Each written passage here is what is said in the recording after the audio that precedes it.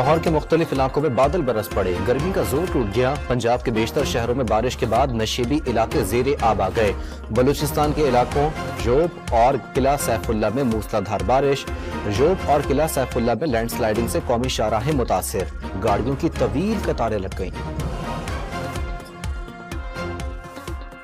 کراچی میں 10 محرم الحرام کو دوپہر 2 سے 3 بجے کے درمیان 56 ڈگری سینٹی گریڈ گرمی کی شدت محسوس کی گئی۔ درجہ حرارت 40 سینٹی گریڈ ریکارڈ۔ آج درجہ حرارت 38 ڈگری تک جانے کی پیشگوئی۔ شام اور رات کے وقت بوندا باندی اور بارش کی پیشگوئی۔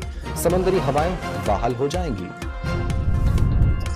بھاولپور میں وین ٹائر راڈ کھلنے سے الٹ کر کھیتوں میں جا گری، گاڑی میں آگ لگنے سے 10 افراد جھلس کر زخمی۔ بانی پی ٹی آئی کی 6 اور بشرا بی بی کی 1 ضمانت قبل از گرفتاری کی درخواست، جج افضل مجوکا کا بانی پی ٹی آئی کو عدالت میں پیش کرنے کا حکم۔ یوم عاشور پر بہترین سیکیورٹی انتظامات یقینی بنانے پر چاروں وزرائے اعلیٰ، افواج پاکستان، انتظامیہ، پولیس اور دیگر قانون نافذ کرنے والے اداروں کو وزیر اعظم کا خراج تحسین۔ بہترین قیادت کی وجہ سے ملک بھر میں یوم عاشور پرامن طریقے سے پایہ تکمیل تک پہنچا، شہباز شریف کا بیان۔ امریکہ کے صدر جو بائیڈن کورونا میں مبتلا ہو گئے، تمام انتخابی سرگرمیاں معطل کر دیں۔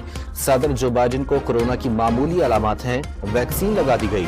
امریکی صدر نے قرنطینہ کر لیا، دفتری امور انجام دیتے رہیں گے، ترجمان وائٹ ہاؤس کی تصدیق۔ اور پیرس اولمپکس میں 18 رکنی پاکستانی دستہ ملک کی نمائندگی کرے گا۔ 3 شوٹرز اور 2 آفیشلز پر مشتمل پہلا گروہ جمعے کو پیرس روانہ ہوگا۔